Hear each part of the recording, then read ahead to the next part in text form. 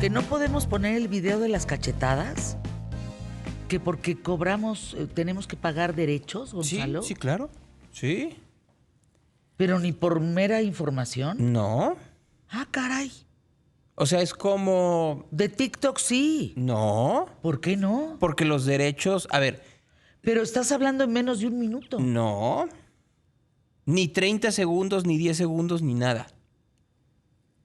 Pero si no le estás borrando UFC, o sea, estás dándole crédito a UFC. Pero de No todas... estoy transmitiendo un partido, no estoy transmitiendo una lucha. Sí, pero no hay una ¿Qué tal, autorización explícita por parte de la UFC para que tú utilices ese material en ningún medio tradicional, en las famosas legacy media. Lo que sí podríamos es acercar la cámara y ponerlo en el celular. Tampoco, porque lo estás poniendo de forma indirecta, pero lo estás poniendo. ¿Qué genera pago de derechos hoy en día? Todo. En medios Las tradicionales, canciones, por ejemplo. En medios tradicionales, claro. La Sociedad de Autores y Compositores de México es a quien le tienes que pagar por utilizar ese material. O sea, por ejemplo, una estación como esta paga derechos. Y paga derechos diferenciados. O sea, pagas derechos por poner la música en los espacios musicales y pagas derechos por la música que utilizas, por ejemplo, para hacer promocionales y este tipo de cosas.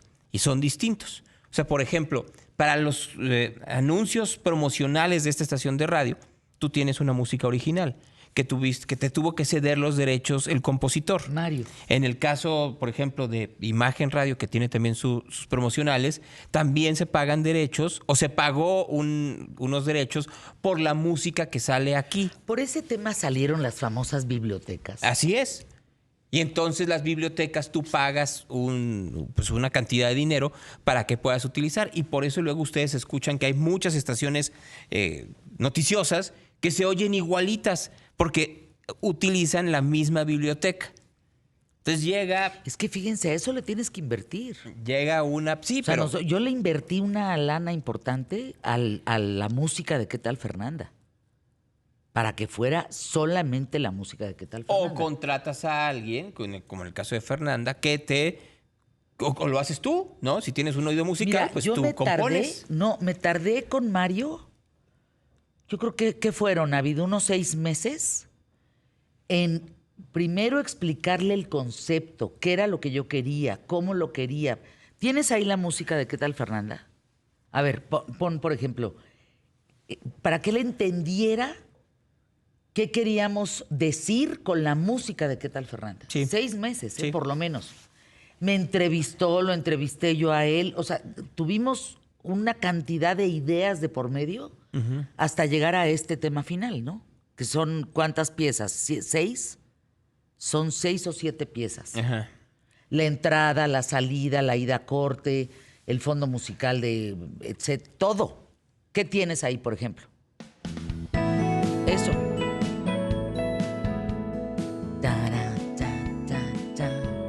¿Viste? No, por eso. Imagínate que de pronto tu música original apareciera en Maxine Woodside. Pues estarías furiosa, ¿no? Pues le hablaría a decirle, Max, dame crédito nada más, por favor. Y si no lo da... Ah, no.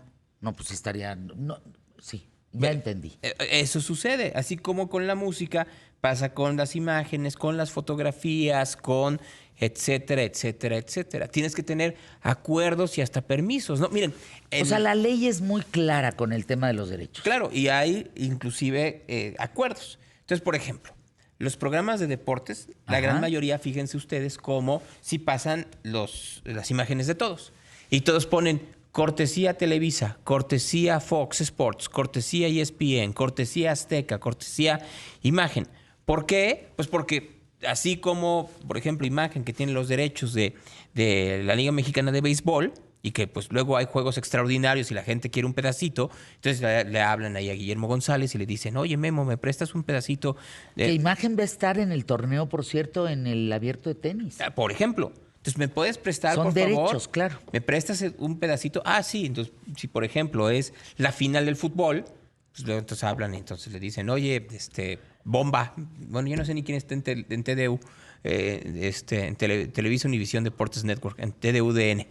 ¿Me puedes prestar? Sí, y ahí se lo prestan, ¿no? O, oye, Pollo, allá en Azteca, ¿me prestas? Sí, y así es. Se prestan el material.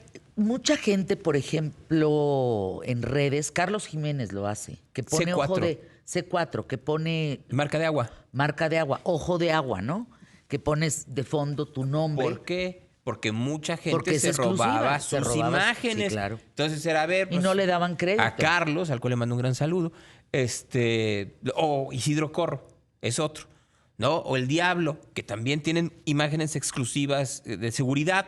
Y cuando digo exclusivas, tienen que ver con dos cosas. Trabajan muy bien su fuente, es decir, sí van y dicen, Sí, a ver, claro. o están en el momento. O sea, sí es de, hay un atropellado y ahí están a los 30 segundos. O sea, saben cómo moverse. Fíjate que quisiera entrevistarlos, porque yo creo que es un trabajo muy difícil, muy riesgoso y deben de tener amenazas, ¿eh?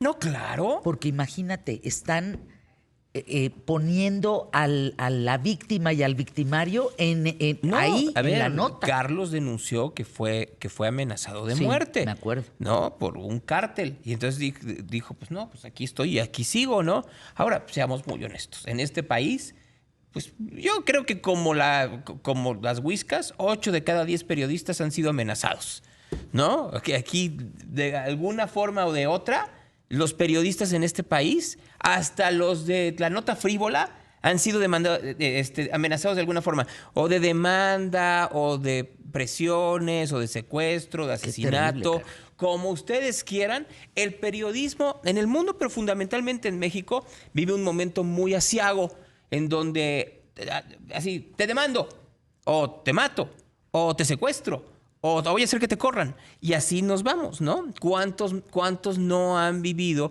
ese tipo de situaciones en México en la última década?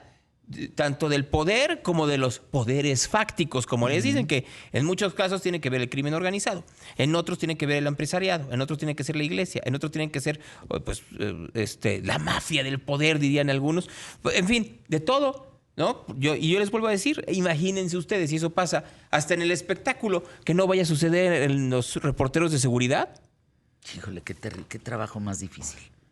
Yo los admiro, ¿eh? Qué trabajo más difícil. Claro. Emilio trabajó en esa área mucho tiempo, en la nota roja. Ajá. No, acabó traumado. A ver, pero además Traumado. es una gran ¿Tú trabajaste escuela. en algún momento en Nota Roja? Toco madera. No, ¿sabes quién empezó en Nota Roja? Loret. ¿Sabías eso? Sí. Lo recuerdo. A ver, Loret de Mola. Era muy chiquititito. Carlos Loret de Mola, saliendo del ITAM, dijo, quiero ser periodista. Y su papá, Rafael Loret de Mola, le pide a Ricardo Rocha que lo contrate. Y el primer trabajo que le da Ricardo Rocha es como reportero de Nota Roja en la W, en el sistema detrás de la noticia que tenía Rocha, ¿no? Y ahí comenzó. Luego pasó a ser reportero de finanzas por el conocimiento que tenía de economía gracias al ITAM. Hizo un gran libro, no sé si sigue existiendo, que se llama El Negocio, y que hablaba del Fíjense, cuando el narcotráfico no era tema todavía tan duro en México. Estamos hablando como por allá del 99, año 2000. No, mucho antes, Gonzalo. No, pero el libro de Loret es de esa época. Pero sí, estás hablando... No, hombre, el narco viene de los años 80. No, sí, pero a lo que voy Antes era guerrilla. No era un tema en donde salieras a la calle y hubiera extorsión, derecho de piso. O sea, en donde hay lugares en el país en donde quien manda es el líder del cártel local. Entonces, eso todavía hace 25 años no era algo generalizado. Sí existía el trasiego de droga, por supuesto, fundamentalmente de marihuana y luego de cocaína desde Colombia. Pero de eso trataba, de hecho, de eso trataba el libro. Pareciera que no existe, pero de que existe, existe. Entonces, claro que la Nota Roja es una gran escuela para cultivar fuentes, para hacer investigación, para entender la miseria humana, para comprender cómo es la colusión entre victimarios y autoridades, en fin. Y en este país, pues hay Nota Roja para aventar para arriba. Además, porque a diferencia... En un noticiario, ¿qué tanto lleva? ¿Qué porcentaje? ¿Será un 30% de Nota Roja? Depende el medio de comunicación. Televisa y no lo digo yo, lo dice la propia Daniel de Iturbide, debe de ser como un 33%. O sea, un programa como Despierta es el 33%. Híjole. Gracias, mi querido Flaquiguapo. El lunes en punto de la hora contigo, ¿te parece? Sí.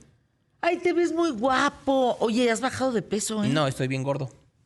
O sea, ¿ya eres gordiguapo otra vez? Sí, pero así luego subimos y bajamos, no pasa nada.